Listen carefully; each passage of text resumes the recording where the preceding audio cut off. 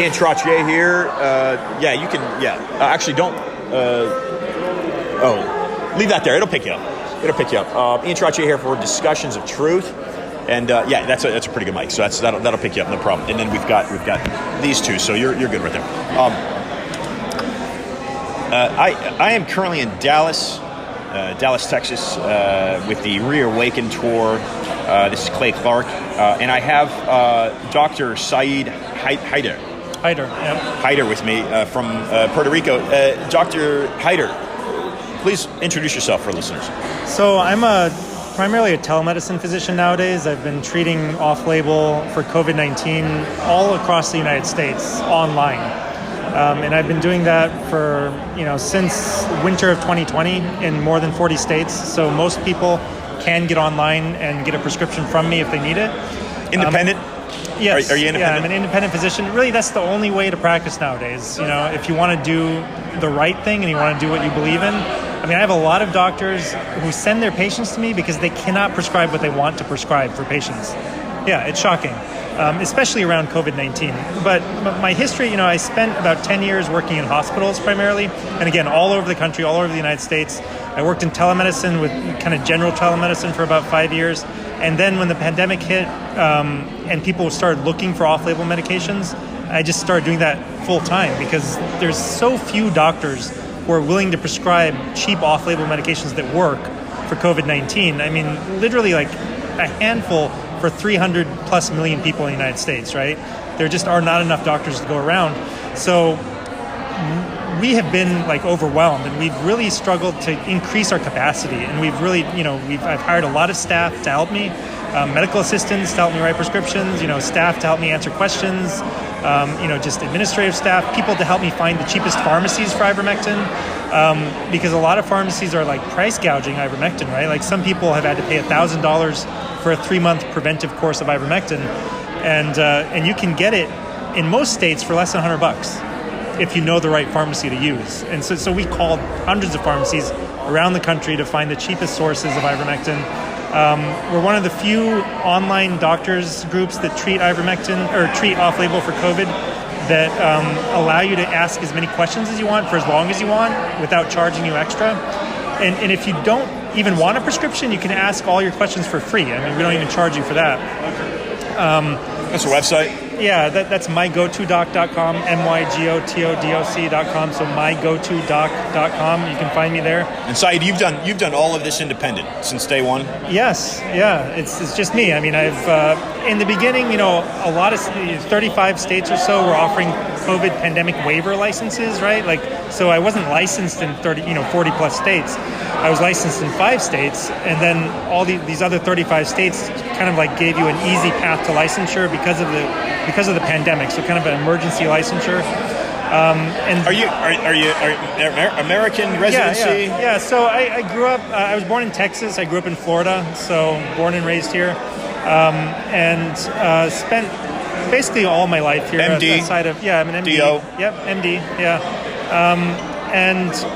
And so I have a lot of experience. And another kind of unique thing about my website is that you get somebody who's doing only this for the last year, right? This is all I do, so I keep up to date on the latest protocols.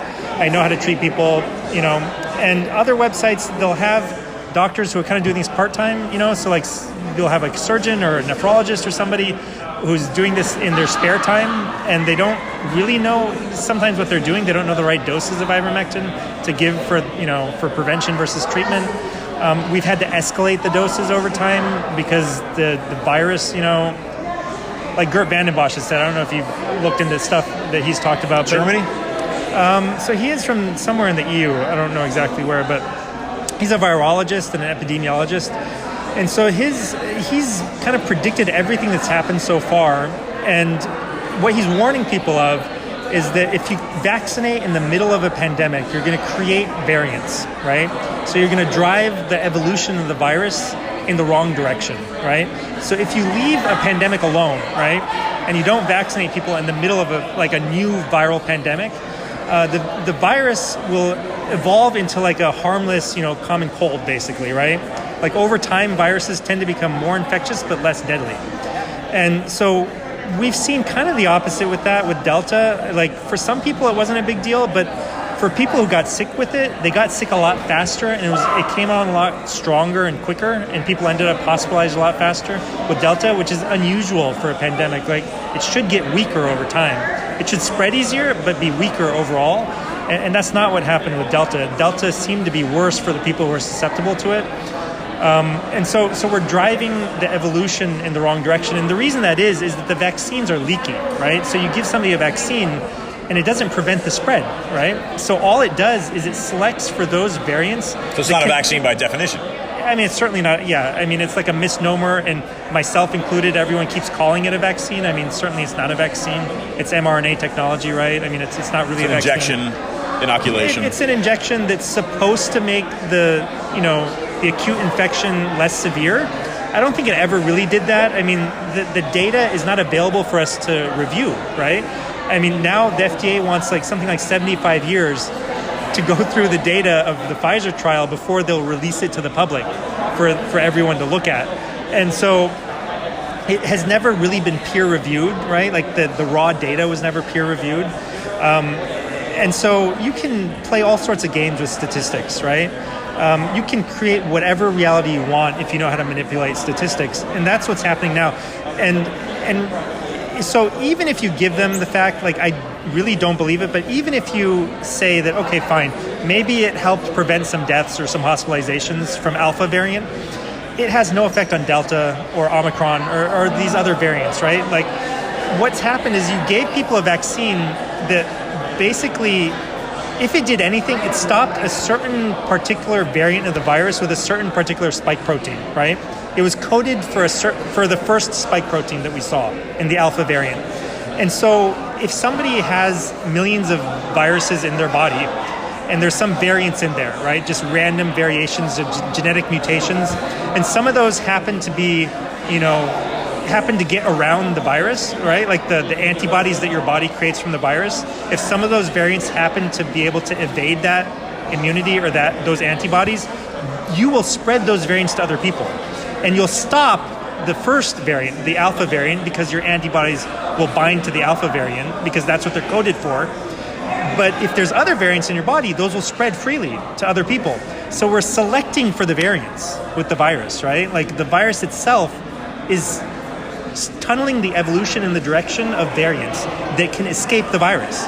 So it's a leaky vaccine anyway. I mean, even probably even the Alpha variant could escape the vaccine, but it was less likely to escape the vaccine than other variants. So the latest variant, Omicron, has 27 plus mutations in the spike protein domain. So the virus, the mutations are happening in such a way that if a variant like the Omicron can escape those antibodies of the vaccinated people, it will spread in the community. And that's what happened. So the Omicron variant, I mean, we don't know much about it. It doesn't seem to be dangerous in terms of hospitalization, death, or anything like that. We still don't have data on long COVID for Omicron, right? So long COVID is really what makes COVID-19 unique, right? Other viruses do have kind of a chronic component to them, like the flu virus even causes some chronic issues with people. Epstein-Barr virus, some people get chronic disease after it. There's other pathogens like Lyme disease. Some people develop chronic Lyme disease, right? But COVID, it's just through the roof. The percent of people that get an acute COVID infection and then it turns into a chronic problem for them, like a chronic disease. And it's not that they have active virus in their body. They don't, but they have leftover spike protein in their body. So some of their immune cells Previous virus. from the viral infection. So the virus is dead, but it's left behind spike protein, right? And so that causes inflammation, and some people can't get rid of that spike protein the immune cells are called macrophages, and they basically engulf the spike protein, and normally they would get rid of it, but some people, their immune cells can't get rid of it, and it kicks up this chronic inflammation, causes a chronic kind of inflammatory disease that's very similar. It's similar, not exactly the same as chronic fatigue syndrome.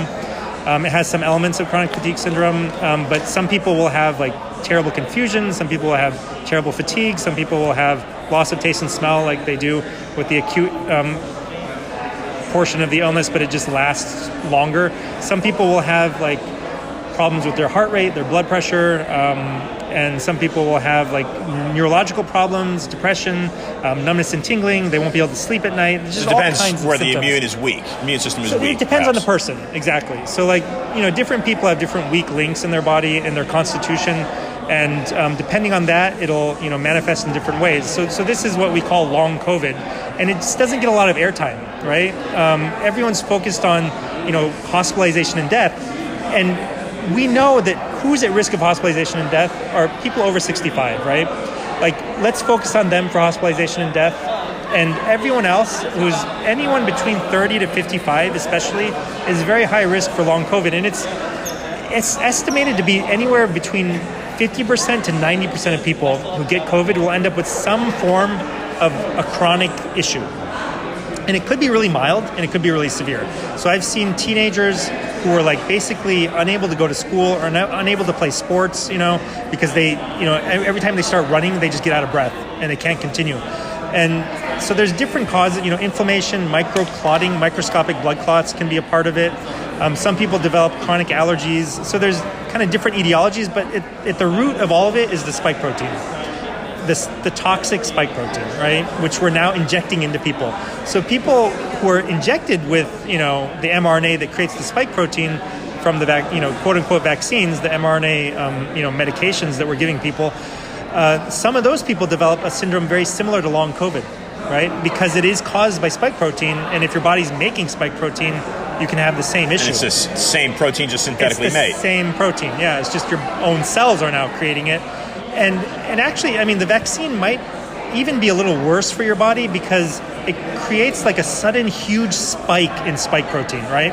Whereas if you have a natural infection with a virus, there's a very gradual uptrend in like viral load, like the number of viral particles and the amount of spike protein in your blood kind of gradually increases over time. So your immune system has a chance to kind of like react to it. So your innate immunity, like your inbuilt like immunity that you're born with, that kind of is broad spectrum and can cover a lot of it can cover a lot of different diseases.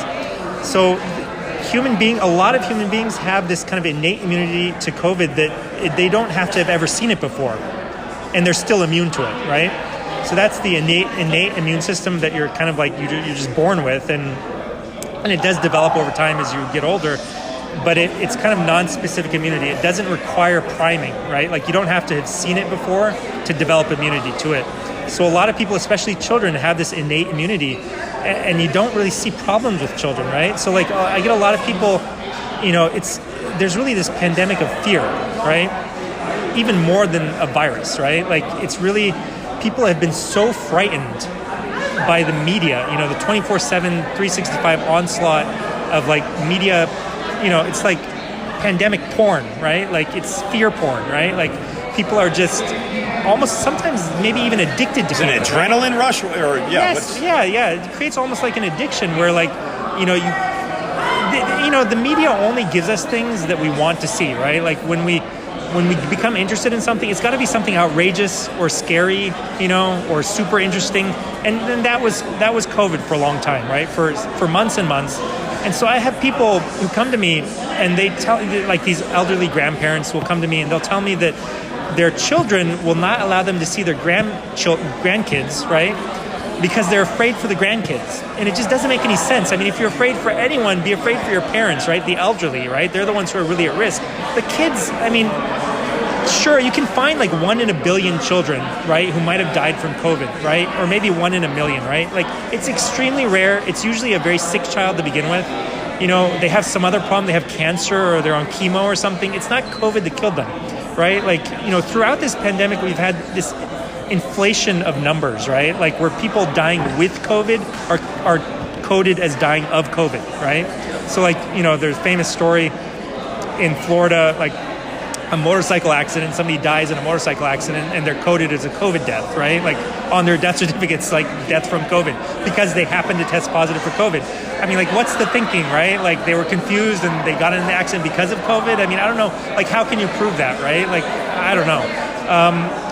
I tell people that, we take this like death certificates to be like the word of God, right? They're not, right? Like they're fallible human beings, and a lot of time they're medical residents. And I went through residency. I'm a physician. I know what it's like to write a death certificate. Usually, you don't know what killed the person. Oftentimes you don't know. Sometimes your doctor is covering for somebody else who knew the patient really well, and you're going through the chart, and you're like, when you're at a loss for something, you write down cardiovascular arrest, right, which is a heart attack. I mean, like, if you think about it, that's a safe play, right? Like, everyone, when they die, their heart's going to stop beating, right? Their lungs will stop, breathe. You will stop breathing. So you can put down cardiorespiratory arrest as the cause of death for anyone without anyone arguing with that. And so oftentimes that's what you'll see on a death certificate. But in COVID times, what you'll see on the death certificate is COVID-19. If they have a positive test for COVID, they will assume that COVID-19 is what killed them, regardless of whether they just had a heart attack, or they had pneumonia, or they had cancer, or they had a diabetic coma or something, right? So many other things. Is that based off of an incentive, or is that based off of a fear? So I think hospitals are definitely incentivized. And when hospitals have an incentive, they kind of create like quote unquote educational initiatives for doctors to explain to them what they should do and why they should do it, right? So I don't think the doctors themselves are being incentivized, but they're in this kind of like milieu or this environment in the hospital where everyone's kind of like hinting at the fact that, like, if a patient has COVID, they must have died from COVID, right? But the hospitals are definitely incentivized. They are paid more by the government, by the federal government, for a COVID death, than they are for a COVID hospitalization and a COVID death than they are for somebody who doesn't have COVID. So they will test everyone for COVID, whether or not you have symptoms of COVID. And a lot of people will test positive. I mean, the test it's a bad test, right? It's not meant to diagnose anything, right?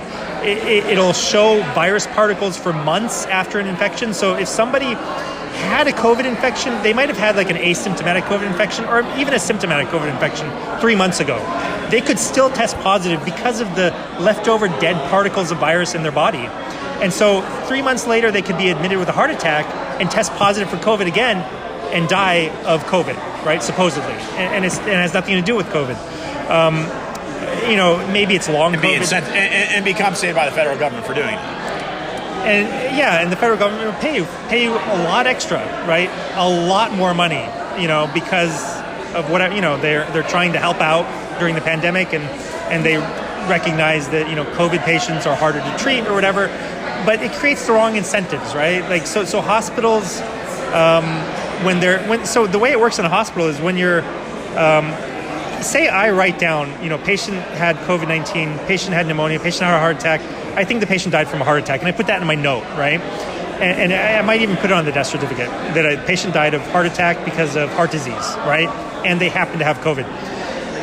If the hospital is really incentivized to, find a certain thing in the medical record, they'll have like a biller, like a billing and coding specialist call the doctor, right? I've had this experience. They will call you up and be like, are you sure it was a heart attack? Like, look at this, and this in the medical record. Are you sure it wasn't COVID-19? Like, do you want to like reassess that or whatever? And they're not forcing you or anything, but they're like, all these incentives are in place, to create the outcome that they want. And no one thinks they're doing the wrong thing, right? Like, no one in the back of their mind is thinking I'm doing something wrong or I'm lying, right?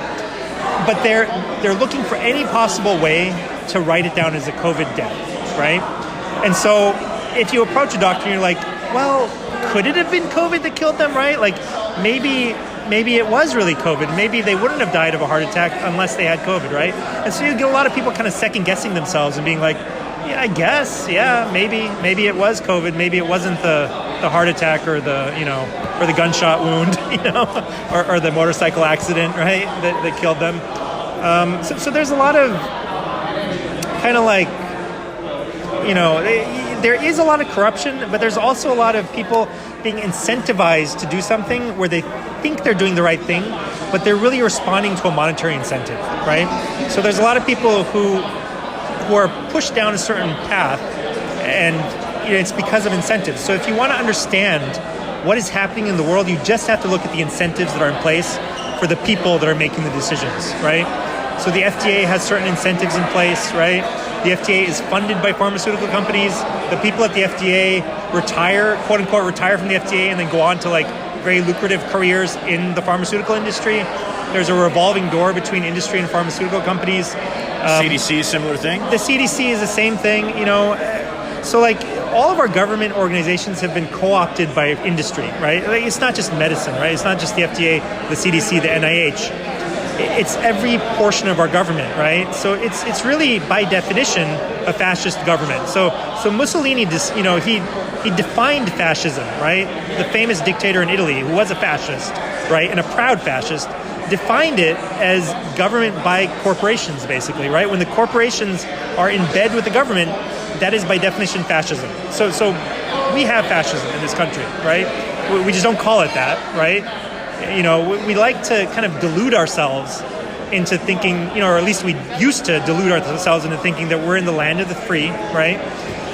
We have freedoms in the United States, and now we really don't. I think it's hard to kind of tell yourself that anymore. When I was growing up, we used to be able to tell ourselves that, until maybe 5 years ago, until COVID, maybe you could tell yourself that. But now it's very clear for anyone who has a little bit of wisdom, a little bit of insight.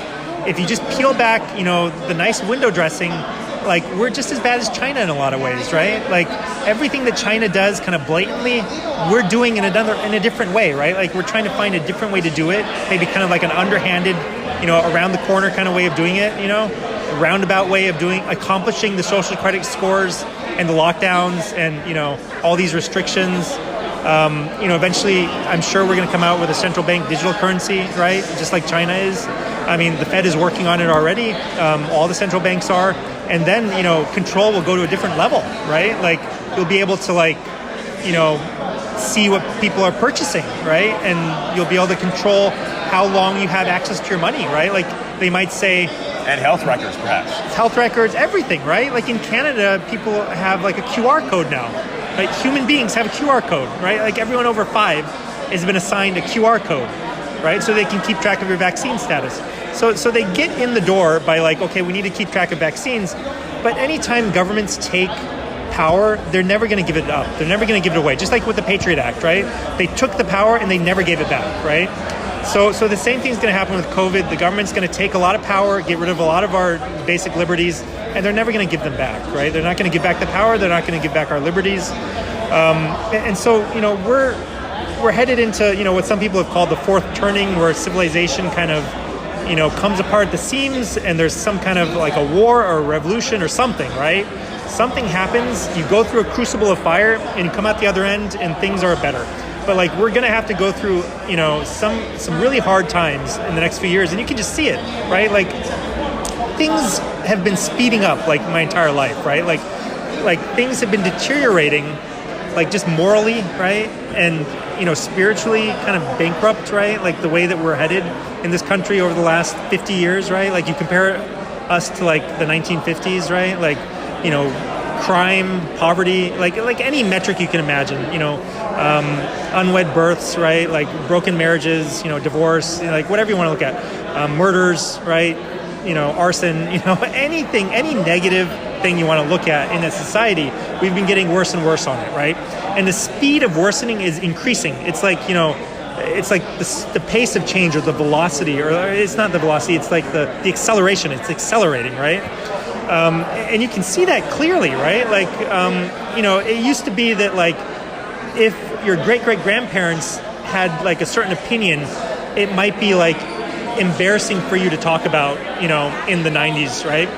But now it's like, if you yourself had, like, a certain opinion 5 years ago, all of a sudden you can't talk about it, right? Or you'll get canceled on social media for having an opinion that was perfectly fine, like, a few years before, right? And now it's like, it's getting to the point where sometimes it's like a year ago you could have said something, and now this year all of a sudden it's off the table, or like, beyond the pale, and you can be, fired for having said that, or thought that, or done that. So you just look at this accelerating problem, and you just, like, eventually we have to hit a wall. Things have to explode, right?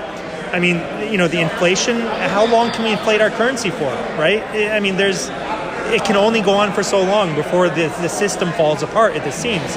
The stock market can only go up indefinitely for so long, right? Before things just start to come apart. You can't have like a 20-year rising stock market. I mean, that's not real, right? Like, that's just inflation. You can't have wealth concentrated in the hands of a few for 50 years before people just rise up in arms, right? And so, one thing that a lot of people don't talk about, we all see the problems, right? And I'm a doctor, I see them mostly in medicine, but I've started to think that really the root cause of the problems are the currency, right? The fiat dollar system, right? Like the fact that we went off the gold standard, we got rid of real honest money, that has allowed all of these problems to accelerate. And you can see this. You can go to a website called, it's WTF happened in 1971. And you can see like all these different markers. You can see like literally in 1971, when we go off the gold standard, things just start to go in the wrong direction, right? That before 1971, on the gold standard, as productivity rose, wages also rose in lockstep. So workers were being given more and more the more productive they became with technology, right? Like you develop new technologies, the workers also benefited from that, right? And then as soon as we went off the gold standard, those two graphs like split apart. So like productivity keeps rising and it actually accelerates. Like we develop even more technology, right? Computers, mobile phones, the internet, everything happened after 1971. But wages just suddenly start to plummet, right? Like real wages start to plummet. And so like being on like a fake monetary system, like a fiat system where it's like the dollars are unconnected to anything real, right? Like they're not linked to gold. They're just paper, right? You can print as many of them as you want. So this gives the government the license to steal from people, right? So inflation is really like a hidden tax, right? Inflation means that your dollar is worth less next year than it was this year. It means that you can buy less with your $100 next year than you can buy this year, right? And people have just accepted this as like this is just the reality. This is how reality works, right? Like we're always going to be able to buy less. Their heat's on. They have food in the fridge. Right. And the only reason we've been able to get away with stealing from people this way is because of the benefits of like rapidly developing technology and rapidly decreasing prices. So like we've actually seen prices rise, but they would have risen out of control if we had not used technology to lower the cost of production, right? And then globalization, right? Like I'm not a fan of globalization. I think it was the wrong thing to do for the country, but that allowed Walmart to sell even cheaper and cheaper goods every year, right? So we've kind of masked the inflation by creating cheaper and cheaper products. So like in the old days, you would have really good quality products that could last like a lifetime. Now we have products that last for a year or 2 years, right? And they're actually, produced that way, right? It's China programmed to be that way. Okay. Yeah, I mean, but it's not just China. It's even American manufacturers sometimes. I mean, people, the iPhone is like designed, even if something doesn't break down within 2 years, automobiles, yeah. So they don't last as long as they used to, right? So like home appliances, they don't last very long, right? Like I have like my wife's mother, she has appliances from like 30 years ago that are still working, right? You can't imagine an appliance like a KitchenAid. It's not going to work for 30 years nowadays, right? Like it just won't. The plastic will wear out, the plastic will crack, you'll have to replace the plastic parts, and eventually it's going to be like too expensive to replace, or you won't be able to buy the replacements, and you'll have to buy a new one. So things are designed this way. I mean, if you look into it, engineers actually design products to fail around the 2-year mark nowadays, right? So things appear to be cheap, but they've got us on the hook. We got to keep buying them. But up front, the cost seems to be, cheap, so again, that's the only way we've gotten away with inflating away people's currency. So it's this hidden tax, and the only way people have put up with that is because technology has a deflationary effect. So technology creates deflation. And what that means is that over the long arc of history, we should have rising standards of living, right? So like because of technology, right? We're able to harness more and more and better technology that brings down the cost of living and gives us more, right? So like you compare our lives to like the lives of like a king from 2,000 years ago, right? They didn't have air conditioning, they didn't have a microwave, they didn't have a fridge, right? They didn't have running water, they didn't have a flushing toilet, right? So they had a lot of like things that we don't have, right? Like they might have had a lot of money, but they weren't that comfortable, right? Like it was hot and humid, and there were bugs, right? And so a lot of people, like the standard of living has risen so much because of technology, and because of our ability to use energy, right? Our ability to harness energy. Like in the past, our ancestors had windmills. They had they used falling water to power, they had dams. They had, these were older technologies. First of all, we had fire, and then we had, we got animals, right, to pull our plows for us, right? That's a form of energy that you're like capturing from an animal, and you're able to like multiply. If you had to do it all yourself as a human being, it would take a lot longer. Now you have an animal to do it. Now we have steam engines. Now we have gas engines. Now we have diesel engines. Now we have electricity. We have all this stuff that raises our standard of living, provides technology to bring down the cost of things, right? The ability to like store food for like a week in a fridge, right? Like how much does that cost if you're using oil and gas, right? Like it doesn't cost much. It doesn't cost much to heat a home, right? You don't have to go to the forest and chop down wood, right? And so the ability to use all of that energy and all that technology has allowed standards of living to rise while we're paying less for them.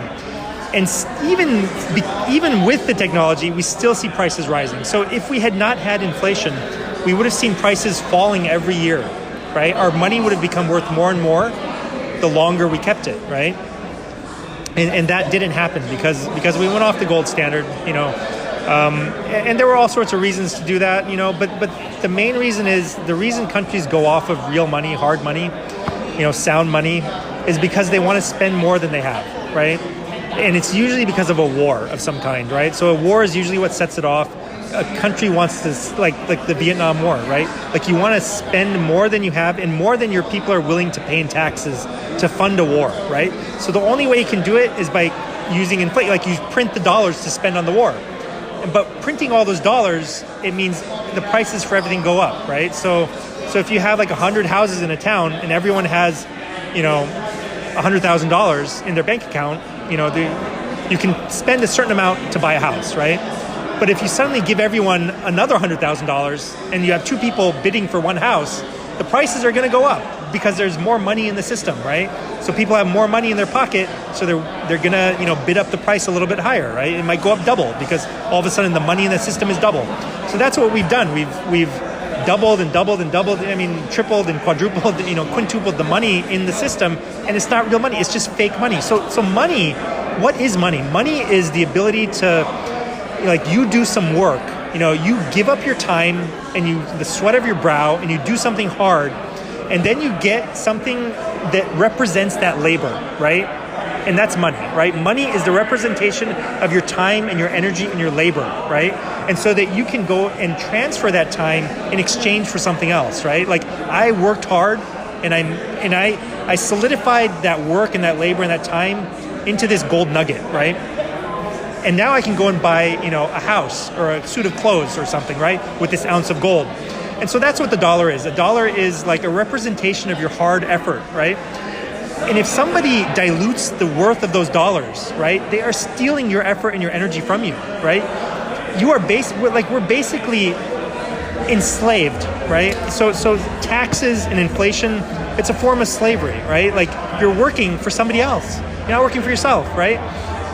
So people, who pay 20% in taxes, right? The first 20% of your year is that slavery, right? Is it 68 in California? Yeah. So people, it's a sliding scale, but like some people pay 50%, right? So like, you can tell how free you are by your tax rate and the inflation rate, right? So like your real freedom is what you make after taxes, right? So like you might be 50% free, right? The other half of the time, you're giving away your effort to somebody else, right? And the government doesn't use it well, right? Like human beings are better allocators of capital than government, right? Individuals, in the free market, like we had solved a lot of problems in the private market before government got involved. Government just messes things up, right? Government makes things worse. Like, we used to have huge like nonprofit health systems in this country, right? And these were like founded by churches primarily, right? You had churches founding nonprofit healthcare systems that, so a lot of churches in this country, especially in the older cities, they're like, the church of, whatever, Latter-day Saints or any church will start like a hospital, right? So a lot of these hospital systems were affiliated with churches initially. and they were nonprofit, right? Like they were just trying to help people, right? And sure, they would take money from wealthy donors, and then they started like taking money from people who could afford it. But they would always treat people for free if they needed it, right? Without insurance, if you didn't have insurance. And there's still systems like that in the United States. I've worked for them where like some patients will come in and they'll just write off a $100,000 bill, right? Because the patient can't afford it. And these are community organizations, community run, community funded, community started organizations. And it wasn't just that. Churches did everything, right? Churches took care of the homeless. They fed people who didn't have food.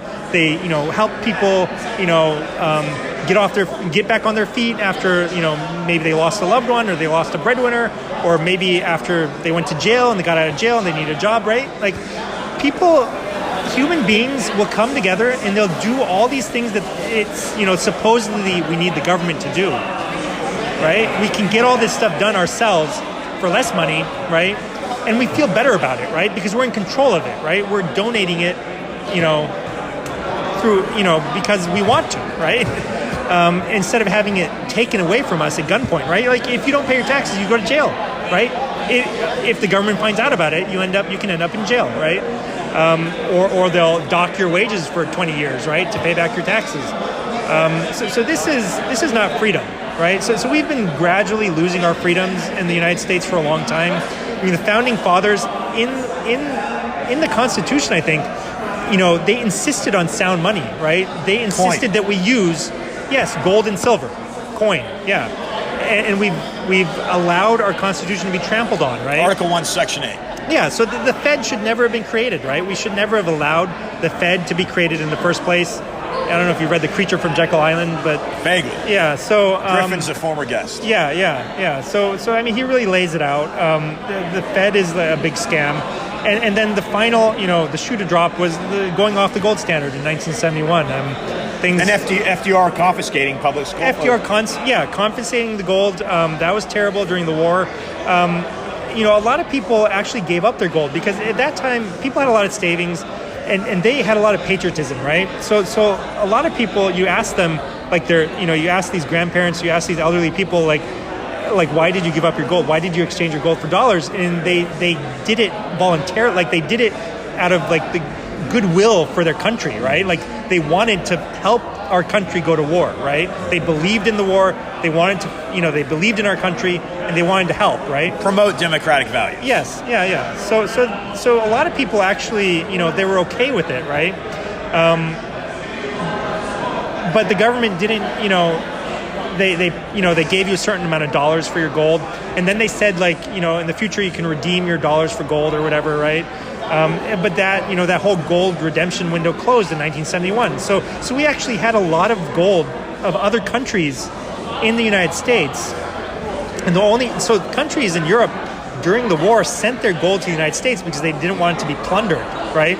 So if the Germans crossed their border and went to the first place the Germans would go to during the war when they entered enemy territory would be the central bank, and they would seize the gold reserves.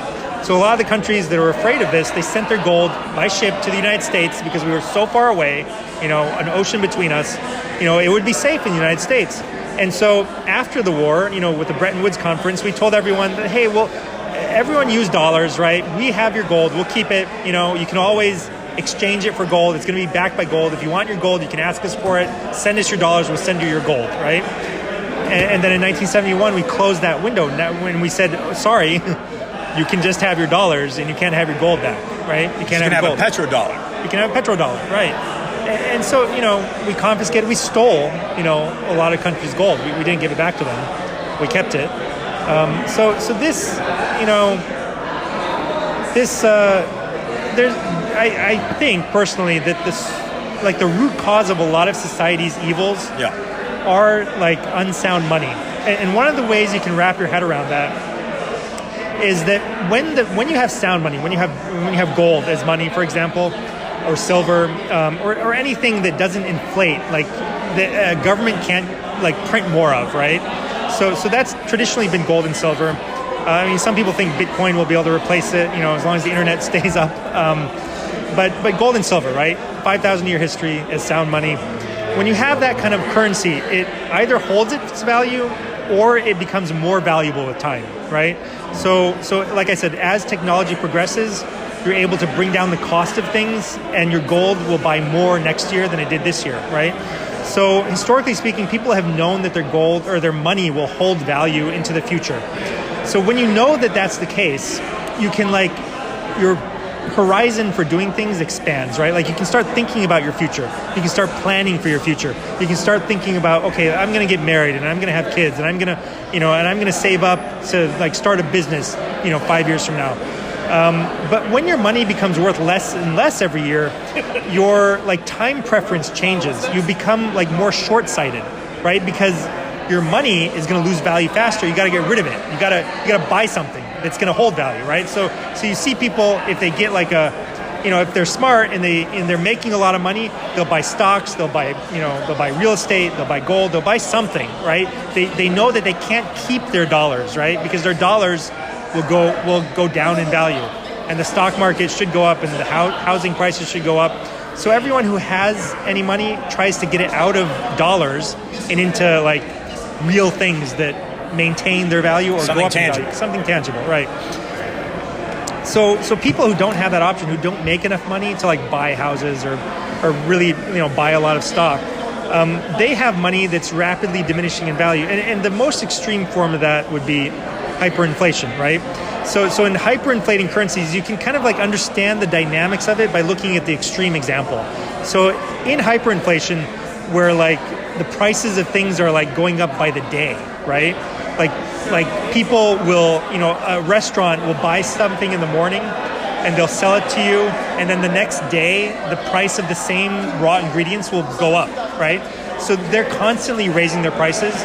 So people will they'll get their wages at the beginning of the month, and everyone will rush to the grocery store to buy stuff right away because they know that a few weeks from now it's going to be much, much more expensive. So that's what hyperinflation is. So that shows you what happens psychologically to people when the time preference changes with bad money, right? With unsound money. And it's the same thing, just kind of scaled back a little bit. In the entire society, even though we're not hyperinflating, our time preferences change, so people are less likely to get married. People are less likely to have kids. People are less likely to stay together. People are less likely to plan for the future, basically, right? So people have a short time. And then the other thing that it creates is, in a hyperinflating environment, what you'll see is crime just goes through the roof, right? People are stealing, their morality goes down, everything changes, right? And so it doesn't just affect your ability to plan for the future, but it also changes the entire moral structure of a society. And so that's what we're seeing. It's more gradual, but we've seen that in the last 50 to 70 years in this country. And I would propose that it's at least in part linked to the debasement of our currency. So the debasement of our culture and our society is strongly linked to the debasement of our currency. So we're stealing from people's from their effort. We're literally stealing from people. The government people's work, is people's stealing, energy. yes, and in an underhanded way, right? Taxes are one thing. Taxes are above board. At least I don't think they're maybe not above board is going too far, but at least they're out in the open, right? You tell the person, I'm going to tax you this percentage. You know the rules. You know what the taxes. You know the loopholes, whatever. Inflation is this silent thief in the middle of the night, right?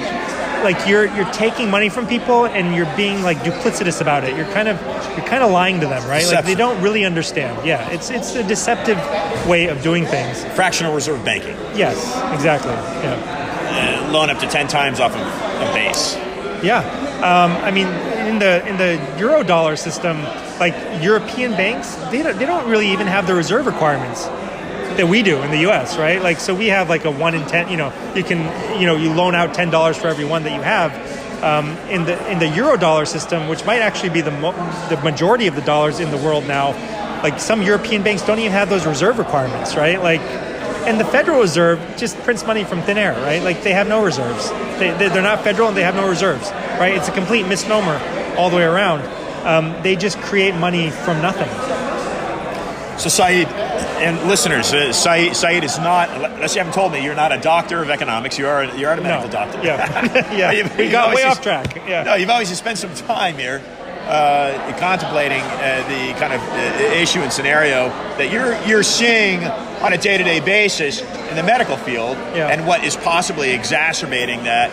So tell listeners how you draw the connection there between your medical practice and what's happening medically in around the world, but certainly in the United States, to this hyperinflation or this inflation weakening. You're talking about the fiat dollar, and people that listen to me know this because we talk about Theodore Griffin and some of these other folks. What's the correlation? You can throw in Klaus Schwab and the World Economic Forum if you like. Sure. Yeah. Well, what's the correlation from your expertise? So, you got to look at the system as all interconnected, right? And it's really like a destruction of a society's morality, right? And so corporations are, everyone is struggling to stay ahead, and, like corporations in a sound money system, they don't have to struggle as hard to like grow their like bottom line, basically, right? Whereas in a system like this where inflation is happening, it's really, the inflation is like your hurdle rate. You got to grow your corporation faster than the inflation, right? Otherwise, you're not really growing. You're not really making money if you can't exceed inflation. And so if you look at shadowstats.com, they have like, what's the real inflation rate? Like the published inflation rate? Is this a credible source? Yeah. So basically, they show you like inflation rate based on the CPI or the consumer price index, the way we used to calculate it.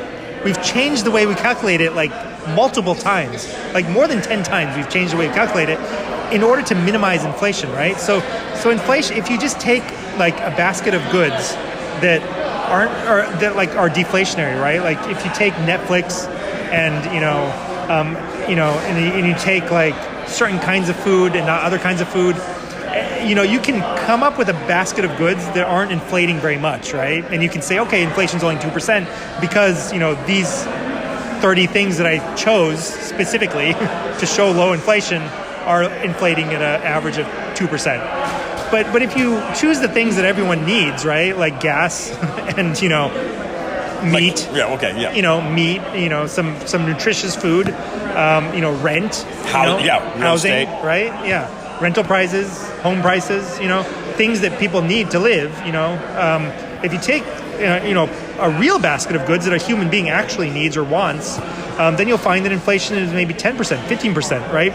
So it's kind of hard to grow, for a business to throw off, like, you got to throw off not only 15%, but you got to throw off more than 15% to be, a good business that actually makes money, right? So like you got to exceed the rate of inflation, otherwise you're not really making money, right? You're not making more money, enough money that you can actually buy more than you could last year, right?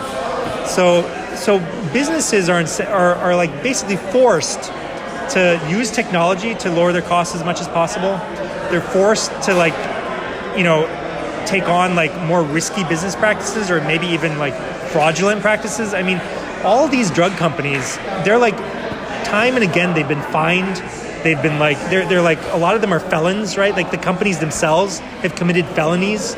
They've been fined billions of dollars for like breaking the law, like literally, right? Like you can what companies are you speaking of? Pfizer, Merck, right? Like, it's not just like this company that was recently in the news for the opioid pandemic. It's like almost every drug company, right? The big ones. Has committed a felony, you're saying? Has committed, like, basically, like, they have broken the law, right? Like, they've broken federal laws.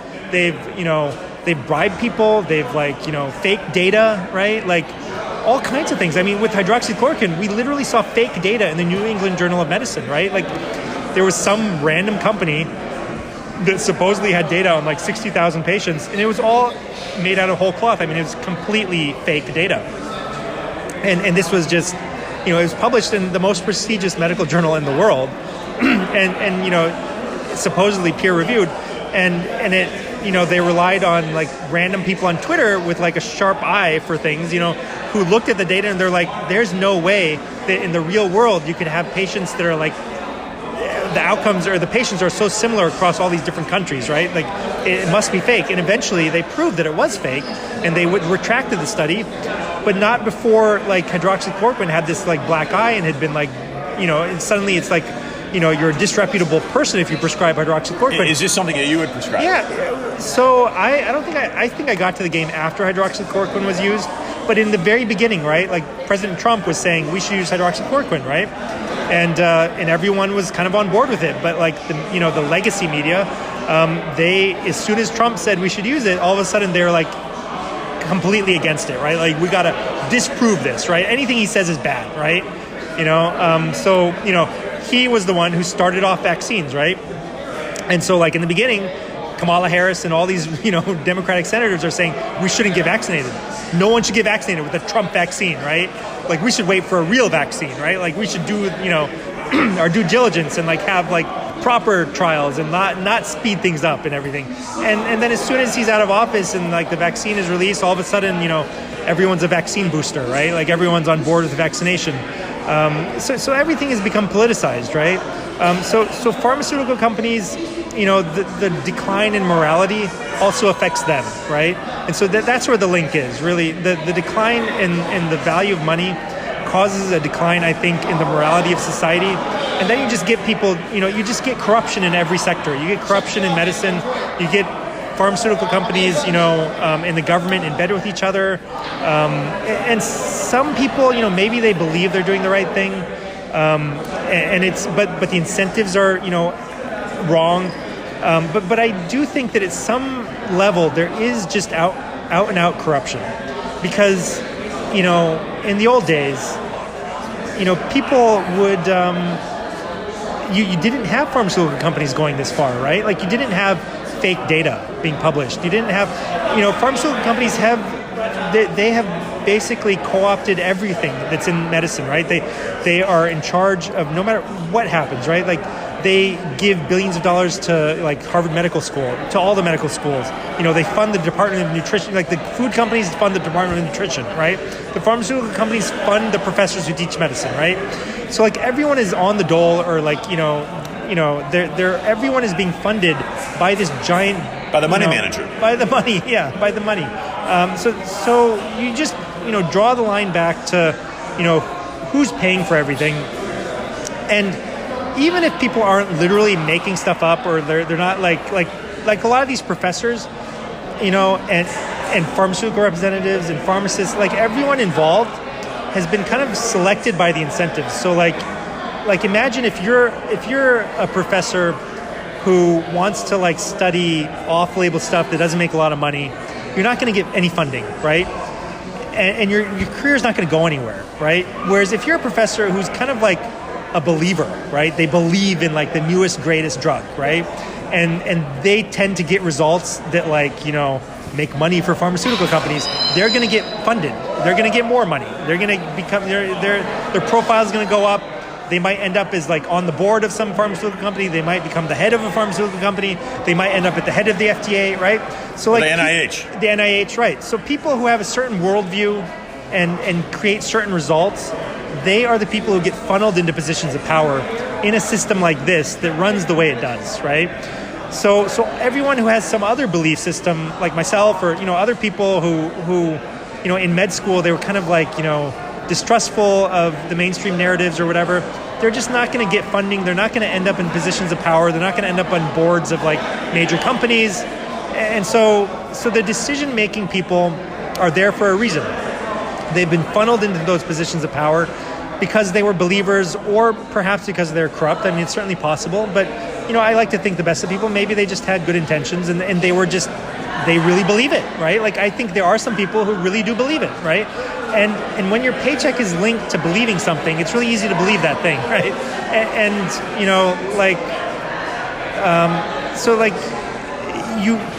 It's a form of bias, right? And it might be subconscious bias, but anytime there's money involved, and people are involved, and they have a chance to get that money or a chance to lose some money, there's going to be some bias linked to that money.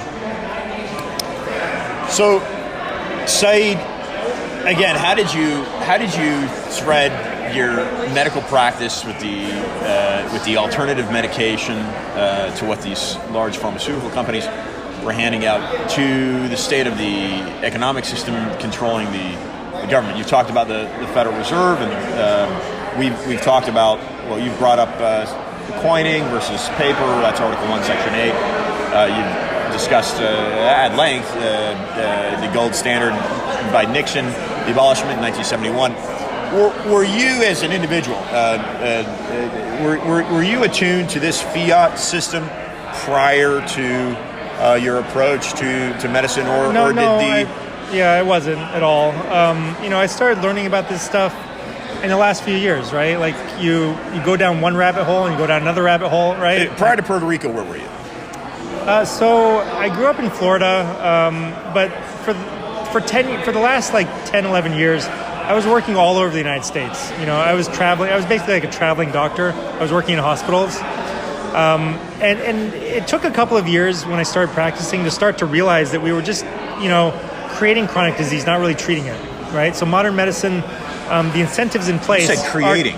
Creating chronic disease, yeah. So the incentives in place with modern medicine are, to keep people sick, right? Like the drugs don't actually make people with chronic conditions better. They just kind of string them along. And in a lot of cases, I actually believe now that the drugs we use to treat a lot of chronic conditions actually end up perpetuating or making the illnesses worse. So you see this with some of the data and some of the books that have been published with psychiatric diseases, right? That a lot of the psychiatric drugs may actually create the diseases that they're treating. I mean, in the short run, maybe they make you feel better, but in the long run, things get worse. You need more, and they actually, there's some great books that have been published. The Emperor's New Clothes. It was the Emperor's New Drugs, right? It's a play on the Emperor's, new clothes or whatever. That story where the Emperor's doesn't have any clothes, right? So the Emperor's naked, and that children's tale about the tailor. So the Emperor's New Drugs by Irving Kirsch is one of those books that kind of red-pilled me on that topic. And the other one is Anatomy of an Epidemic. So these are required reading for somebody who's been prescribed a pharmaceutical drug for a psychiatric illness. That's a whole subtopic of its own. But even things like high blood pressure, for example, you put somebody on a high blood pressure medication. Usually, over the course of years and decades, their blood pressure will get worse and worse and worse, right? And whether that's partly from the medication, you're forcing the blood pressure down, and there's all these other causes that are making the blood pressure go up. So you're not addressing the root cause, right? That's the main problem, is that we're not addressing root causes with our medications. We're addressing branches, and we're addressing symptoms, and we're that's not the way to really fix problems. In order to fix a problem, you don't just put a Band-Aid over it. If you want to fix a plumbing problem, you go to the cause instead of putting a Band-Aid on the plumbing system. That's a recipe for failure, right? It's if there's a clog in your plumbing system, you need to unclog the system, right? Otherwise, it's not going to work properly. You can try to work around it and stuff, but things can get worse and worse. The clog is going to get bigger and bigger, right? Your water pressure is going to get lower and lower. You're going to, so the same thing happens with high blood pressure. For whatever reason, you see the blood pressure go higher and higher, and then you get some people who are, very elderly, who are on 6 or 7 different blood pressure medications, and they're maxed out, and there's nothing you can do. Their blood pressure's through the roof, and literally, I'll see patients like this in the hospital. You're just you throw up your hands, and you're there's nothing left to give them, and their blood pressure's still out of control. That kind of stuff, it doesn't happen if you treat the root cause. So the same thing with diabetes, obesity, right? You got to attack the root cause. And if you don't, I think that the root causes will continue pushing the disease, right? They'll continue pushing the problem and making it worse, because you're just trying to artificially, lower some, an end, an effect that's, happens later on, right? You're attacking the downstream problem, right? You're not attacking the upstream source of the issue. So in medicine, for example, right? How does our time preference from the monetary system affecting our time preference leads to people not planning for the and not being as healthy, right? People are not as interested in putting in an investment in themselves, right, in their future, because of this change in time preference to be like short-sighted, right? So people are less likely to worry about what they eat and how they exercise. And I don't know if you know much about Bitcoin, but like people who bought Bitcoin when it was like lower, like last year or in 2017 or whatever, and they've seen their Bitcoin go up in value. And like what I've heard from people who have like become really invested in the whole Bitcoin like culture is that as they see their savings increasing in value over time, their time preference changes, right? Like they've basically taken themselves off of so they've taken themselves off a fiat money standard and they've put themselves on a hard money standard, right? And you can do this with gold, you can do it with anything, but the problem with gold is that the gold market is manipulated. And so like gold prices actually have not risen in years, right? Like they should have gone up a lot with inflation, but there's a paper gold market, there's like a, derivatives in gold market, and a lot of people suspect that the gold market is artificially suppressed. So the price of gold is artificially suppressed and Bitcoin is less, manipulatable. So, I'm not saying that everyone should buy Bitcoin, but I'm just saying that like people who have seen their savings increase in value and they've connected it to the Bitcoin and connected it to the whole hard money idea have seen that their way of approaching life and their future has changed as well. So you hear about this in the Bitcoin community where people, drug addicts stop doing drugs. Drug dealers stop dealing drugs, when they start getting into Bitcoin and they start seeing that I can save money and it can gain value instead of losing value every year. People just overhaul their life. They start to lose weight, they start to eat right, they start to exercise because they start to realize that like my future is more secure. Like I have a future, so now I can start planning for it. Whereas when you're constantly on the hamster wheel, running to stay ahead and to, make money because I need to feed my family and I have no savings and I gotta make, most people in this country don't have enough to like get by for a few weeks without getting a paycheck, right? Or without going on the government dole, right? So those people in that situation who need to, make their next mortgage payment, and if they lose their job, they can't, and they'll, be kicked out of their house. They don't have the brain's power or the space in their brain to think about the future. They don't have like anything left inside them, right? They're just focused on putting bread on the table. So when that's your entire focus is putting bread on the table, and you see your money losing value, and you got to buy the things right away, you don't have any focus left, any time left, or any energy left to think about the future, right? So that's getting it back to medicine. People on the whole in the country, on average, have gotten to the point where they just want a pill, right? So like on both sides of the equation, like the physicians and the pharmaceutical companies and the patients, they're all in the same fishbowl, right? The same polluted fishbowl, right? So everyone is part of the same environment, and both sides of the equation are kind of going rotten, right? So patients also want the easy way out, and the pharmaceutical companies are more than happy to give them like quote unquote an easy way out.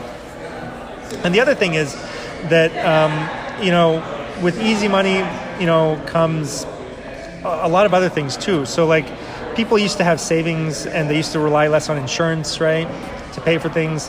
But when you get insurance companies involved, that also creates kind of warped incentives, right? So insurance companies are kind of embedded with pharmaceutical companies, and so insurance companies also don't incentivize you to like wellness or like taking care of yourself.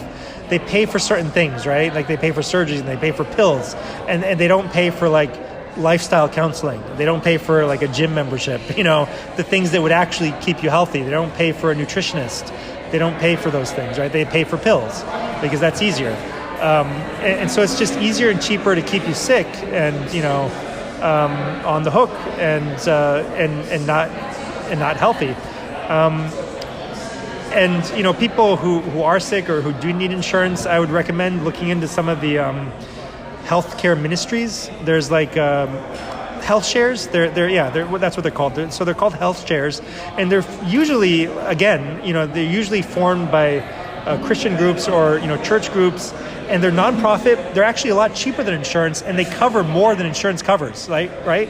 So they'll give you great coverage. They'll give you, cover all your stuff, but oftentimes they'll also cover things like, functional medicine doctors, alternative medicine doctors, chiropractors, acupuncturists, nutritionists, lifestyle change and stuff.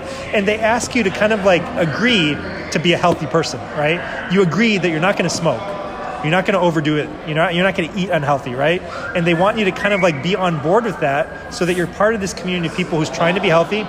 And if you join one of them, you'll find that the cost of, quote unquote health insurance is much, much lower with these.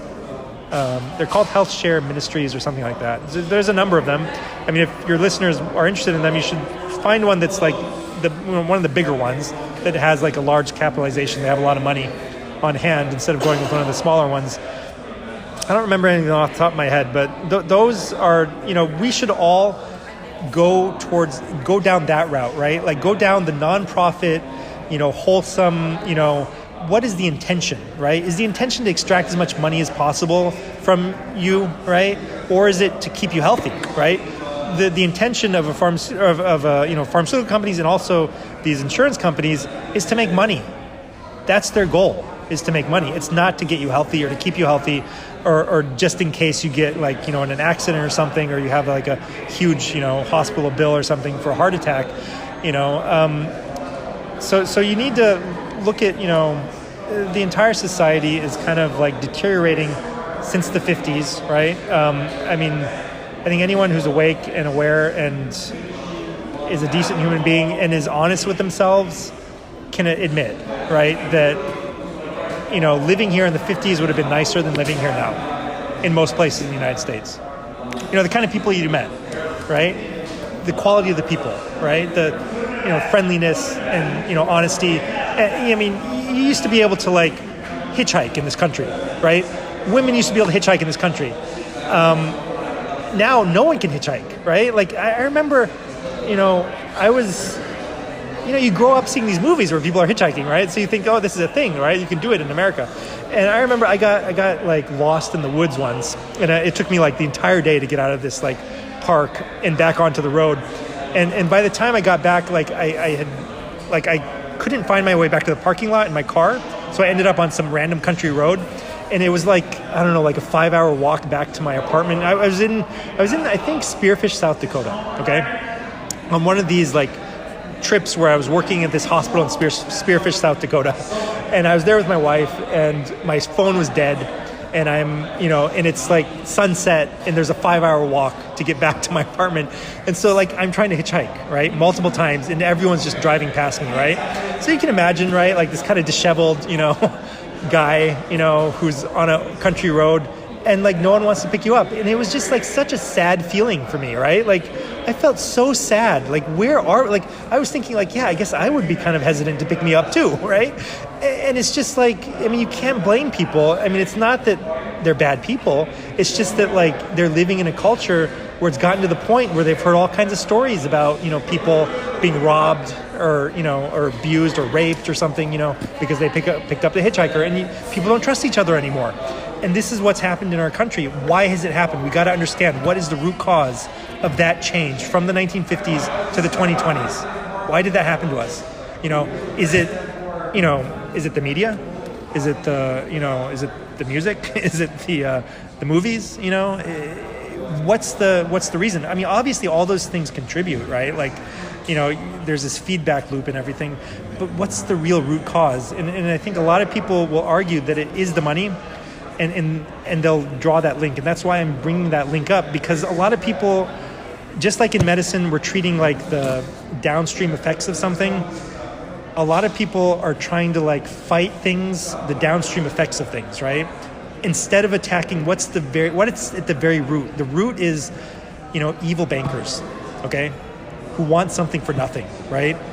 They want to be able to print money and give it to their friends, right? When you print money, it goes to some people first, right, who benefit from it and get richer, right? So getting off of a real money standard concentrates wealth at the very top, and it gets more and more concentrated over time. That's what we see. That's what we're seeing, right? Everyone talks about wealth inequality. No one really wants to fix it, right? If you really wanted to fix it, we would have to take, some medicine, and we'd have to go through a hard time, because things like this, these systems, they don't unwind easily, right? There's a lot of debt in the system. It's be uncomfortable. Yeah. It would be extremely uncomfortable, right? There would be a deflationary depression. It would be really hard. But if we went, if we took our medicine, got through a hard time, went back on, real money, made our money real again, things would get better, and you would see everything start to work properly, right? Like things would just work, like naturally work themselves out, right? And you know, it's hard to like express, you know, how frustrating and evil it is, right? Like what has happened to the entire world. I mean, it's not just our country, but you know, and if we continue down this road, it ends in serfdom, right? Like it ends in being basically enslaved, right? Like you become a slave, right? And it ends maybe perhaps in communism, socialism, I don't know. But it's just another word for slavery, right? You're gonna, you know, have your universal basic income, right? And you won't have a job, or maybe you do have a job, but you know you're going to have to give away 90% or more of your income to pay for everyone else who doesn't have a job, right? Because of the robots and the AI and whatever, right? Those robots and those AI and everything, they should have created like a, you know, like a heaven on earth, right, for humanity, right? That wealth would have been spread amongst everyone instead of concentrated in the hands of a few people. So it's, I think we have to look beyond our own, you know, specialties and our own kind of like, you know, our own, like my focus obviously is medicine, and I try to help people through medicine. I mean, I can't fix everything, right? But I can give somebody a prescription for ivermectin and fluvoxamine and off-label medications for COVID. I can help them prevent getting COVID. I can help them treat it if they get it. I mean, the most important thing nowadays is if you're worried about COVID or long COVID or anything, you need to have the medicines in your medicine cabinet. Don't wait until you get sick. You know, get them now. Come to my website, get a treatment kit, basically. Put it in your medicine cabinet, download the directions, print them out, ask all your questions, be ready to go. You don't actually have to talk to a doctor when you get sick, right? There is like a basic protocol. We know ahead of time what to give you. I don't need to know like your specific symptoms to know what to give you, right? All I need to know is that I'm treating COVID. These are the drugs. So I need to know, you know, your history and your medications, and I need to make sure there's no contraindications to certain things. But once I have that stuff in place, I can write a prescription in case you get it, right? You don't need to, like a lot of people make this mistake. They find me and they're like, oh, I'm so glad I found you. If I get sick, I'll come and talk to you, right? That's too late because I don't have time to talk to everyone who's sick the day that they're sick, right? Like there's only like a few hundred people doing this in the whole country. And we have a country of more than 300 million people.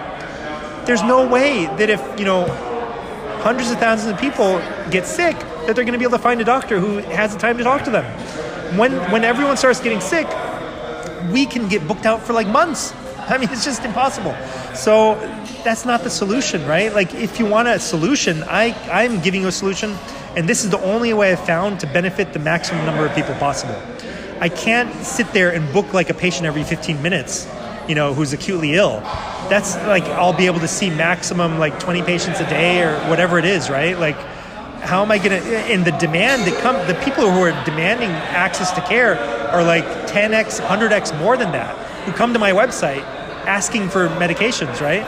And so I've tried to tell everyone, right? Like, don't wait for the next wave. Don't wait for the winter wave. The Delta wave has actually never stopped. I mean, it peaked, it started going down, and it never went back down to like the baseline. It like went less than halfway back to baseline, right? If you look at the whole country as a whole. Like we're still pretty high in terms of cases. And, you know, so I don't want to overblow COVID, you know, I don't want to like undersell it either, but like, you know, I know a lot of people are like, oh, it's nothing, right? It's fake. There's no virus, right? Some people are like in that boat or believe that. Whatever, you know, I don't care what you believe. There is something that takes away people's taste and smell. And ivermectin, fluvoxamine stops that thing, right? Whatever you want to call that, you know, if you want to call it 5G, I don't care, right? I just care about you getting better, right? And so if you want to think that this is 5G or this is, you know, something, this is pesticides or this is something else or whatever, there is something causing people to lose their taste and smell and get them sick and give them a cough and give them a fever, right? You know, some people don't believe in viruses at all, right? They think that they're just like, you know, and honestly, I don't know what to believe either, right? Like maybe they are just particles that get released from people's bodies when they're sick, right? Like there's a whole group of people who believe that, right? So I don't really care what your belief system is about COVID-19, whether you want to call it COVID-19 or whether you want to call it like the China flu, or you want to say it's not even a virus, right? There is an illness that we're seeing that we've never seen before. And sometimes it turns into a chronic disease. And the acute illness and the chronic disease are both treatable with medications that are short-term medications. They don't have a long-term effect on you. They're safe. They've been around for like decades, 30, 40 years. We know they have very good safety profiles. Ivermectin is like probably the safest drug on the planet. Like if you're willing to take Tylenol or Benadryl or ibuprofen, you should not think twice about taking ivermectin. It's safer than those drugs. It's safer than every over-the-counter drug. Like literally, Tylenol causes it's the number one leading cause of liver failure in the United States. Ibuprofen causes, heart attacks, heart failure. Excuse me. Ivermectin doesn't hurt anyone, right? Like, if you have a mild side effect like some nausea or like, some people get a change in vision at higher doses, they're all self-limited. They go away, right? You take it, you stop it, the side effects go away. You forget that you were ever on it. But you shouldn't discount or take this lightly. People who might be low risk might end up with long COVID, right? So you may not end up hospitalized or dead. And I would say, if you're over 65, you should be a little bit worried, right? Like, death rates are significant in people over 65. Hospitalization rates are pretty significant over 65. If you're younger than 20, you really don't have to worry much. I mean, I have seen a couple of teenagers get long COVID. I haven't seen any teenagers end up hospitalized or dead. I mean, you can always find somebody, like 1 in a million, but that's not you don't live your life or, decide how you're going to live your life based on 1 in a million, right? You do it based on, like, what are the probabilities, right? Like, you don't worry about a plane crash, you go ahead and fly, right? You don't worry about being hit by lightning, you go ahead and go jogging, right? So, yeah, sure, somebody might get hit by lightning when they go jogging. That doesn't mean you're not going to jog, right? Somebody might drown in the kiddie pool. That doesn't mean you're not going to let your kids swim, as long as you're watching them, as long as you're careful. Some planes might crash. It doesn't mean you're never going to fly again, right? So the chances of a child younger than 20 having a problem with COVID are so infinitesimal. I myself am not going to, if my kids get COVID, I brought COVID home, right? In the beginning, in like March of 2020. I didn't do anything to my kids. My kids were like 6, 9, and like 3. I didn't do anything, right? I didn't worry about them at all. I didn't lose a wink of sleep, over my kids. And I didn't give my wife anything. She was healthy and she was, in her, early 30s. So, whatever. So younger than 20, you really don't have to worry about it. Once you get to like 35 to 55, in that range, you might need to worry about long COVID. And then over 65, you should be concerned about hospitalization. And, the older you get, the more worried you should be about death and hospitalization. So depending on your risk level, some people who are high risk will take ivermectin twice a week so that they never get COVID in the first place. And in my own experience, I mean, just like a handful of people out of 25,000 who took ivermectin for preventing COVID ended up with COVID. So something like 5 out of 25,000. Very rare. People who get COVID, if you treat it in the first few days, I haven't seen any problems. Like people who treated it in the first 2-3 days, no long COVID, no hospitalization, no death, nothing, right? They're better in a couple of days. If you wait until day 6, 7, 8, 9, 10, right, then there's a problem, right? So a lot of people miss the boat on early treatment because they think they have an allergy or they think they have like a cold or they just don't think it's COVID and they don't treat it on day 1 or 2. You should treat it on day 1 or 2 with everything that's prescribed. Out of 4,000 acute patients, I had 5 hospitalizations and no deaths. Everyone recovered. But all of my over 80-year-olds, none of my over 80-year-olds were hospitalized. They did the best because they took everything that I told them and they did it religiously. They took all the drugs, they took all the doses, they finished all the entire treatment course. You have like 30-year-olds who ended up, I actually literally had somebody who was in their 30s or maybe even 20s. That was one of my 5 hospitalizations. And it was because they took fluvoxamine and they felt bad on it, right? They had like a side effect and they were worried. And I think it was actually the side effect that put them in the hospital, not COVID. So that was an unusual effect. I mean, it was very rare. It's extremely rare to have like a severe side effect to fluvoxamine. It does happen. Again, it's extremely rare. And this was one of them. And he ended up in the hospital. And literally, the only reason I think he ended up in the hospital is because he was not able to tolerate the treatment, right? If he could have tolerated ivermectin and fluvoxamine, he would not have been hospitalized. And he was probably hospitalized just with the side effect of fluvoxamine. And it was it was more of like a psychiatric side effect, which is extremely rare. You don't usually have any side effects, and especially not psychiatric ones. But there was a strange psychiatric effect that he had. But patients who take the drugs early in the first few days, they do very well. So Syed, you mentioned that you came here last minute. You've flown in from Puerto Rico. Why is it that you're here? How did you become associated to this movement, this tour? Sure. And why did you make the decision to speak out publicly? So, I've been on a few different podcasts and YouTube videos and stuff with different people. My people started hearing my name. I was on Twitter and I had this viral tweet where I was telling people I had treated 4,000 patients with only 5 hospitalizations, no deaths, and it had like 20,000 retweets, right? And eventually I was kicked off of Twitter because I kept talking about this kind of stuff. But people started contacting me and they wanted to hear about my story after that tweet went viral.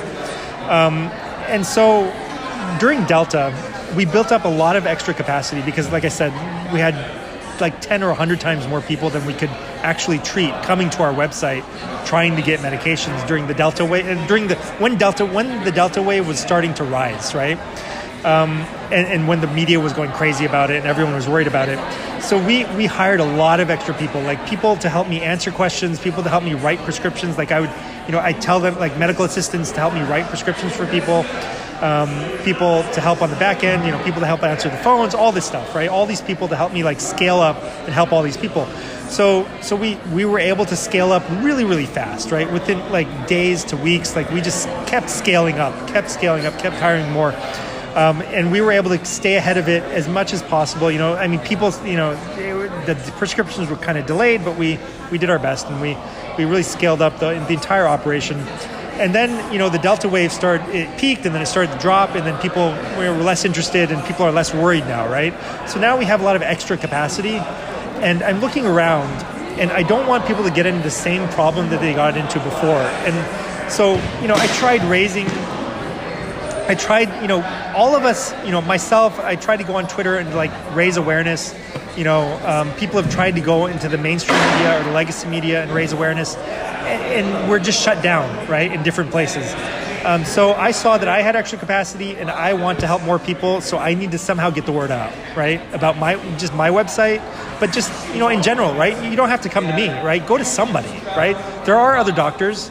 You might find some people who aren't like overwhelmed and overwhelmingly busy right now, but just do it before you get sick, right? So there's mygotodoc.com. They don't even charge people. They just ask people to donate, right? There's existence.com, but it's spelled EXSTNC.com. It has a whole list of doctors all over the country, in every state that you can try to get in touch with. If you want a doctor who's like, you might be able to like find somebody in your own town, right? It's possible, right? There aren't that many, but if you can find somebody in your own town, that would be the best, right? They might even be able to see you in the hospital, right?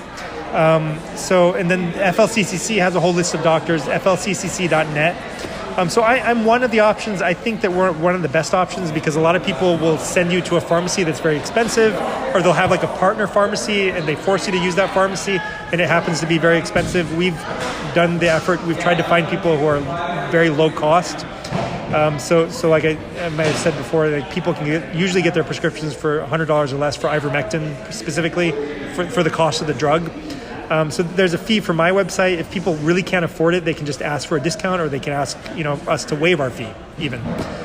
So everyone who needs help should be able to get it. And like one of the differences with our website is that we will answer your questions indefinitely. You don't have to wonder about, I'm not going to be able to reach the doctor after a few weeks, if I have another question.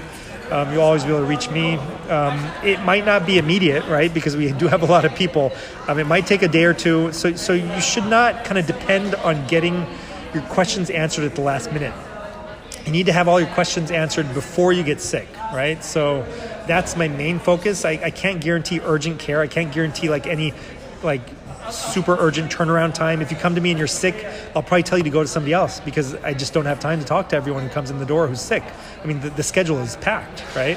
So I would recommend getting your meds early and don't just write down my name and my website address for in case I get sick. That's not going to work. I can tell you I will not be able to see you at the last minute. There's no way. This is your first Reawaken Tour event that you've joined. Right. I kind of didn't answer your whole question, but yeah. So I heard about it from the Resistance Chicks. I don't know if you know the Resistance Chicks. So they told me about this tour, and so I was on their show. I was on. They have a show on Brighteon. I'm sure you've heard of them. So I was on their show recently on Brighteon, and I'd been on their one of their podcasts or something before that. So Leah and Michelle, they told me about this tour, and it's just like-minded people, right? Like everything that I've heard at this conference, I believe in all the same things, right? Like I voted for Trump. I think the election was stolen. I think that we need to take back our country. I believe, so all these things, I believe that Marxism is taking over our country. I mean, so we're on the same wavelength, basically, right? A couple of years ago, I had Brigadier General Robert Spalding joined the show, and he said he's actually written a book, and it's America's been invaded by a stealth enemy. I'm not sure that's not the title, but it's something like that. Yeah.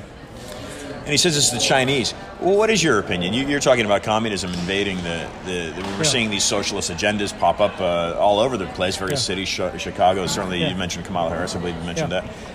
Where is this coming from? So it's hard to really tell, honestly. Follow the money. Right? You're talking about the banking system, yeah. Yeah, I mean, some people like to demonize China. Perhaps. I mean, I certainly think that there's a lot of evidence for China kind of infiltrating our political, networks and stuff. So it's possible that there's an element of that. But I think there's something above governments, and I don't know who it is or what it is. But I think we saw governments act in lockstep during the pandemic. We literally heard people like giving these scripted responses, right? Like politicians the world over, right?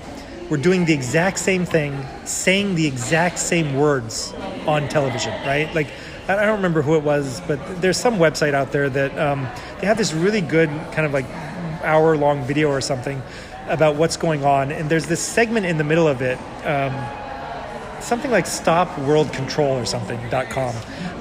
So they have this like 3 or 4 minute segment in the middle of this video where they show like interviews and like, politicians and like news commentators and stuff from like hundreds of channels all over the world, like literally saying the same exact words about the pandemic over and over again, right? Mockingbird.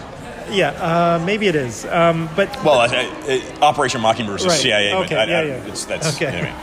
But yeah, I mean that's basically what's going on. And so who gave them their marching orders, right? That's the question. I mean, maybe the Bill and Melinda Gates Foundation, maybe the WHO, but I mean, it's just kind of bizarre, right? That like every government would suddenly do the exact same thing, recommend the exact same thing. Let's all have lockdowns, right? Let's all vaccinate everyone. The same restrictions all over the world. Governments can't, agree on anything, but they can agree on this, right? So they're, maybe like you said, the World Economic Forum, Klaus Schwab. I mean, perhaps, maybe bankers, we don't really know who the bankers are, right? Like who owns the Federal Reserve? We don't know. It's a private bank, and all the government, all the federal or not federal banks, but all the central banks, right? So who controls the money, right? So whoever controls the money controls the government and controls the world. So we don't really know who those people are, and I don't know who they are. But we can certainly look at. We can speculate. We know who they used to be, right? So, the famous saying by the Rothschilds, right? That he who controls the currency controls, I don't know, something like that. He was like, give me control of the currency, and I don't care who owns it. Control every aspect of your society. Yeah, I mean, Amschel or whoever it was, the first of the Rothschilds, he had a famous saying about, give me control of the currency, or if you give me control, I don't care who controls the government, right? As long as I control the currency. So people in control of the currency are in control of the world, and whoever they are nowadays, I don't know who they are. They don't want to be known, right? I think probably the richest people in the world are unknown. They're not the people who are known. It's generational wealth that is hiding, right? It's hidden wealth. And it must be the people who own the banks, because that's the best business in the world, because you can steal from people. It's a license to steal. A license to print money is a license to steal. And that's what a bank is. It's just a license to create money out of nothing, right? You're talking about generational money and power and manipulation of finances. There are a couple of names that recently come my way, and these are out of Italy. And one is called the Orsini, the House of Orsini. The other one is the House of Medici. And both of these families have produced multiple papal figures, popes, throughout the centuries. So, I mean, people that listen to me, I pretty frequently mention all roads. If you follow the money, all roads typically lead to Rome. And I'll mention this as well to you, Syed. So in 1945, the Central Bank of China is created. It's also the same year that the United Nations is created. The International Monetary Fund, but more importantly, the Bank of International Settlements out of Basel seems to be manipulating the central banking system globally. So a month ago, I hosted on the show Anthony Sabatini. He's a representative out of Florida. And interesting enough, he's 33. He's a graduate of University of Florida Law School. And I asked him a similar question, but I didn't even have to ask it. You've offered it. But I says, Anthony, what do you think about the Federal Reserve? He says the Federal Reserve is unconstitutional and it needs to be repealed. And yeah, this is a sitting representative in the state of Florida, and he's running for the federal seat. So as we close down here, Syed, and certainly your profession is in the medical industry, and you've already brought that to the table, but you've painted a very broad picture, so listeners can understand some of the groundwork upon which they're looking at their reality with. Let's talk a little bit of resolution here for a moment. How do you, if you're going to run for president, you become president, or if you're a confidant of the person sitting in the Oval Office, how do you counsel them to act so that the America writes the course? Right. So, I think you can guess my answer is going to be fix the money, right? So we got to fix the money, first of all. We got to get back on sound money, which means we need to get back on a gold standard or some kind of sound money standard. It's usually gold. And we need to get rid of the Fed, right? That will start the ball rolling, right? But we also need to kind of reform the derivatives market, right? So allowing financiers to create all these, I don't even understand them, but longing things and shorting things and derivatives of derivatives. So there's all these financial instruments, and they create these bubbles and these bursts, bubbles in financial markets, and then these collapses, right? So markets don't work normally, and people lose their shirt and they lose their savings, and they can't really predict things properly, right? They're bad for the economy, they're bad for business, right? So we need to fix our financial system, not just get on sound money, but basically outlaw these kind of derivatives contracts, right? That create a lot of problems that that can be distracting, perhaps. Yeah. So that's what I would say. I mean, those are the main things, and then just encourage. I mean, there's so many. No one's ever asked me this question before, but I mean, certainly you want to address the downstream problems, right? You want to address poverty, but a lot of those things get fixed automatically when you're on a sound money system. Decrease taxes. Probably, I would honestly say get rid of taxes, right? No tax. You don't really need taxes. Certainly no income tax. No income tax, yeah, absolutely. I mean, maybe a wealth tax, perhaps. Maybe a flat wealth tax of 1% or something for everyone in the world. Above a certain level, you have to have some savings, right? You can't just tax people who have no savings or don't have wealth to begin with, right? So you need to have wealth to have a wealth tax. So there would have to be a cutoff, right? Somebody has $100,000 of savings, then they get a wealth tax. So maybe a really low wealth tax. But allowing the free market to solve most problems, right? I think would work, and it's worked before. There have been cultures that have minimized government and allowed free market solutions, and people don't believe it can work. But that's because they haven't seen it before, and the government doesn't want you to believe that the free market can solve most problems. We got to get off of this whole Paris Climate Accord thing. That's all BS. The climate change is just total BS, and it's just another symptom of what's happening, another way to steal from the common man and to, decrease standards of living, right? Like, the more energy we use, the better, right? I don't know if you've done much about climate change, but or read much about it, but you can go down the whole rabbit hole of climate change. I mean, it's a whole nother red pill, but globalization, I don't think is great, right, for our country. We need to bring manufacturing back. We need to be able to depend on our own civilization. I think we need to have strong borders, right? We need to, have strong laws, right? Like what you're seeing in California nowadays, with like shops are like boarding up their stores. These Gucci and whatever, these high-end shops. They're not, they looters and stuff, right? Even like grocery stores are starting to move out of these villages or out of these communities because they can't make money. I mean, they're losing money because people are shoplifting, right? Like, and not being persecuted. Yeah, they're not being prosecuted. So you need to have like strict laws in place, and laws should be strict enough that people don't want to break the law, right? That the consequence needs to be severe enough that it prevents somebody from wanting to even break the law, right? Like you need to have strict, swift, justice, and you need to fix the legal system, right? Like, right now we have political prisoners from January 6th, right? Our legal system is all screwed up, right? Like, you have people trying to defend themselves who are getting sent to jail for life, right? I don't know if, I don't know, Kyle Rittenhouse, was the most famous case recently. I mean, thank God he got off, but the other people in Florida or Georgia or wherever it was, they had a pretty good case for self-defense, right? Like, if you see the entire video, the legacy media, they hid the ending of the video, right? Like, I don't know if you're Ahmaud Arbery, right? You're familiar with the name, yeah. Right, the jogger, right? A black jogger, right? And people thought that he was stealing from the neighborhood or whatever, so they they chased him down. Maybe that was, bad, a bad idea, and, they took a gun with them. But, so the guy gets out of the car, he's got the gun, I don't know what they call it, port of arms or whatever. Like, he's holding the gun across his chest, not pointed at the guy. And the guy is, jogging along, and then he, runs across the road at the guy with the gun.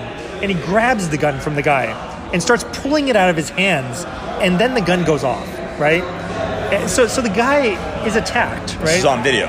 It's all on video. They show a video of him grabbing the gun and then getting shot, right? Pulling the gun towards him. And so the gun is pointed towards him. I mean, the guy could have had his finger on the trigger, and just pulling the gun at the guy could have made the gun go off. I mean, who knows? I mean, he shot him twice, but the guy was obviously scared for his life. I mean, this is a big, healthy black man, out, running, and he suddenly lunges at you, right? And grabs your gun, right? If you let him take your gun from you, what's going to happen? Is he going to beat you? Is he going to shoot you? I mean, I think, and this is why the prosecutor, the DA, did not prosecute them initially, right? The initial DA who saw their case didn't even arrest them because it was so obvious, right? I mean, you could obviously make a case for self-defense. Maybe he was, or theft. Was he trying to steal the gun? Who knows? Whatever it is. I mean, it's a very political case, and I know that, I'm going to create a lot of enemies just talking about it. But, you can say that, okay, fine, they shouldn't have chased him down in a car, right? Fine. I'll give you that, right? But at the end of the day, they did whatever they did. Maybe they made some mistakes, and they threatened him, and it was a threatening situation, but they weren't pointing the gun at him. No, he didn't have to charge them, right? So, once that happened, you have to say that this is self-defense, right? Whatever led up to it, right? People tried to color it in such a way, and the person who took the film released it because he thought it would get them off. It wasn't the police that had the film. The film was with one of their neighbors or whatever. It was a dash cam video or something, right? And he actually released the film to the media thinking that this would exonerate them, his friends, right? And it ended up, destroying their lives. They ended up, being prosecuted because the media only showed the beginning. They showed them chasing after this black dude in a van with a guy carrying a gun in the, in the back of the, in the trunk of the van or whatever. I think the guy with the gun was actually driving. I think the dad was in the back. He probably had a gun too. But, they're chasing this black guy, and then they show him being shot. They don't show the whole, running after, running towards the guy with the gun and basically attacking him, right? So they just cut that part out, right? And I'm sure the jury saw it, but, the jury doesn't feel safe giving any verdict. I don't think the jury members feel safe nowadays, right? They feel worried about themselves. The judge is worried about himself.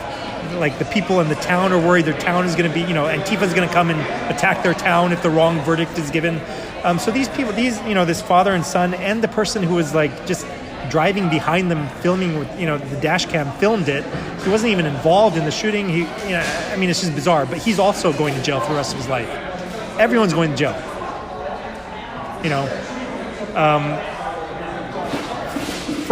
Probably for life, probably without parole.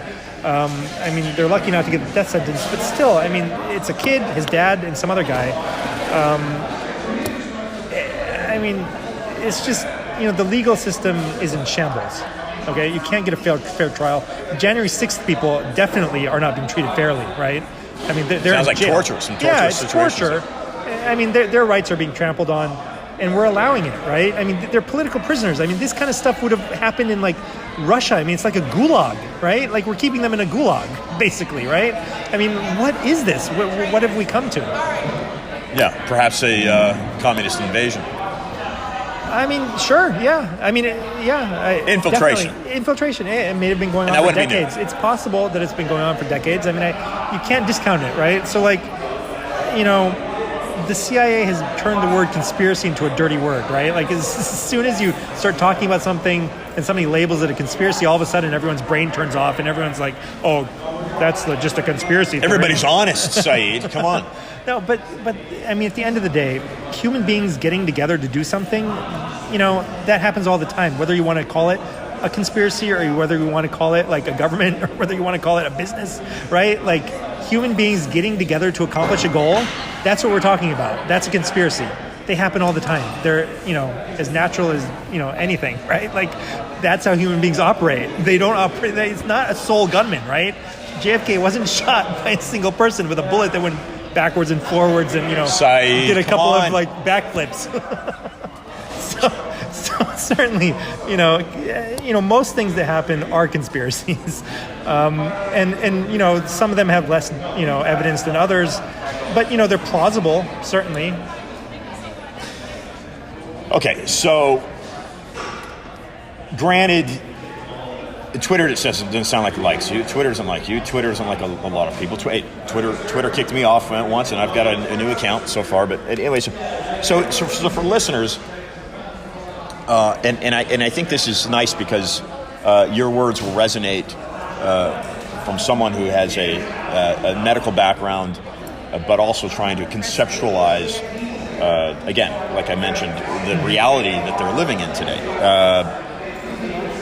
What's the most important thing for a listener to do? I've kind of asked you what you would do.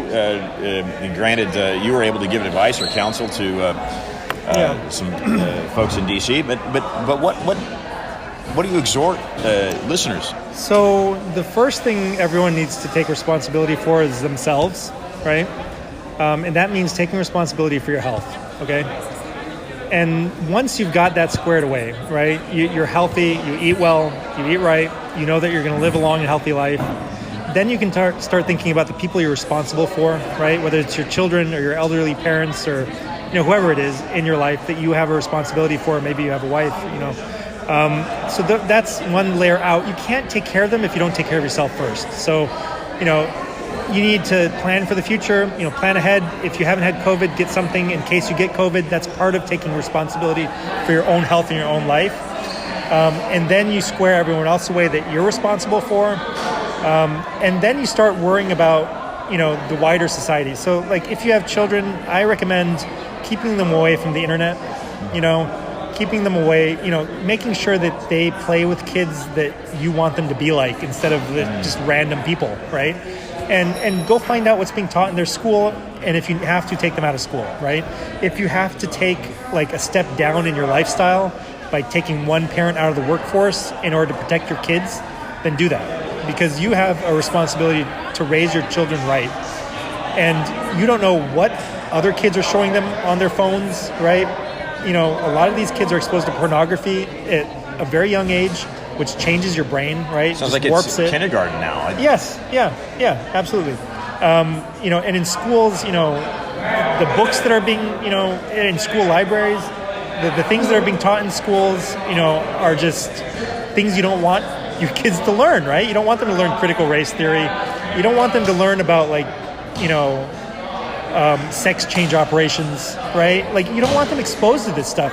I mean, I don't know if parents need to look at some of the comics and the books that are actually in school libraries nowadays. I mean, you have visual depictions of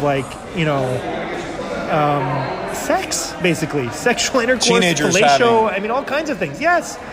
In these, apparently kids or parents in Virginia are racist because the author is a person of color and they have a book that shows teenagers having sex with each other, visually, right? It's a comic book, right? The parents are not racist for not wanting that book in the library. The parents are just good parents for not wanting that book in the library. I mean, morally correct. Yeah. Perhaps. So we're living in a morally corrupt society, and you need to be extremely careful with what you let your kids see. I mean, we don't give our kids, I have a 7, now they're 7, 9, and 4, and they're not going to have a phone or an iPad. I don't even let them watch television, right? I'm not going to let them go online.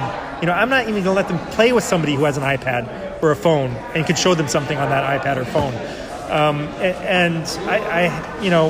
There was one time where we lived in a community of like-minded people, and we trusted the school. It was like a community school, grassroots kind of community school startup, but now in Puerto Rico there is no school that we really trust with our children, so we homeschool them, and you might have to make a sacrifice to do that, right? But those are the priorities.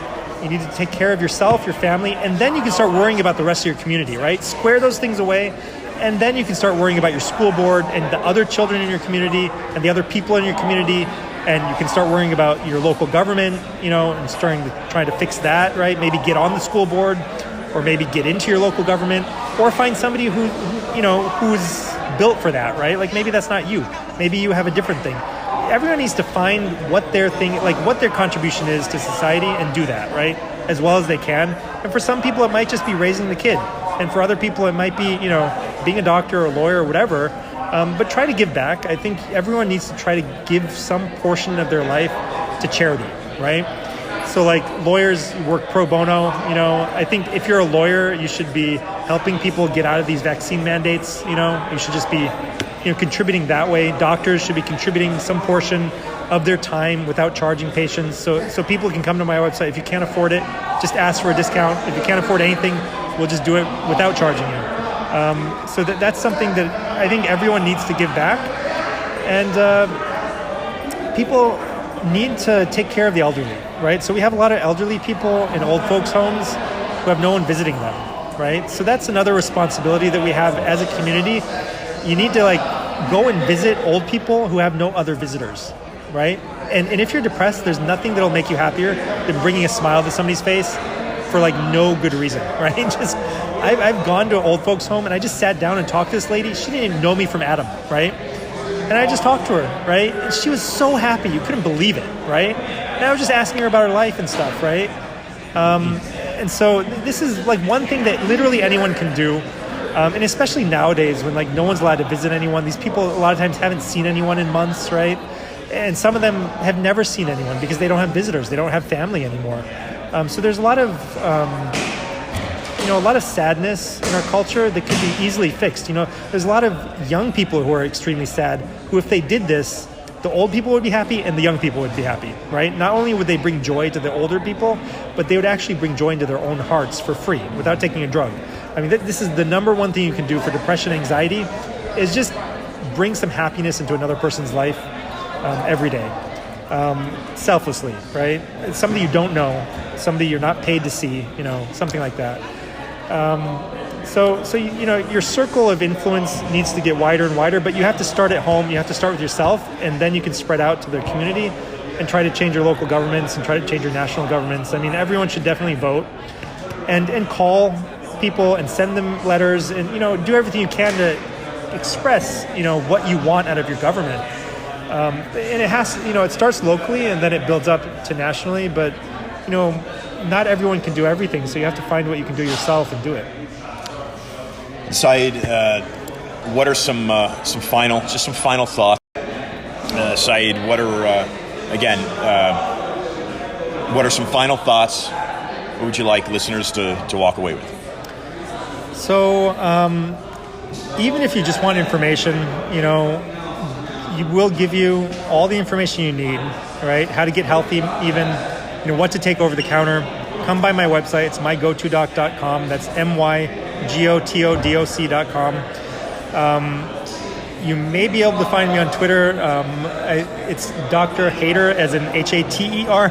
It used to be Dr. Haider. It used to be Dr. Haider, but Haider. I got kicked off. So yeah, I hate corruption. So you may be able to find me there. I got kicked off initially, but I came back on. But I think what I was saying before. No, just the website and this new Twitter account. So I have a lot of elderly people who can't really figure out technology. So if you need to call a number, you can call our office. That's 281-219-7367. And we have people. You can leave a message if you don't get through to somebody, but we have a lot of people on the phones. But I think the main thing I wanted to leave people with was what I said before: was take responsibility for yourself first, and then the people you are responsible for. So first of all, you're responsible to yourself. God has given you this body and this life, and that is your first responsibility to take care of that. And then you're also responsible for other people. If you have a family, you are responsible for them. If you have an extended family, you should get in touch with them once in a while, keep up your family ties. And then you have a responsibility to the entire world. And everyone can do at least one thing, right? Like, not everyone has a lot of money. Not everyone has a lot of power. Not everyone has a lot of influence. But everyone has, a tongue and two lips and two hands, and you can raise them up towards the sky and make a prayer, right? And this has an effect on the world, and it has an effect on other people. And at the very least, do that. Dr. Syed Haider, thank you very much. You're welcome.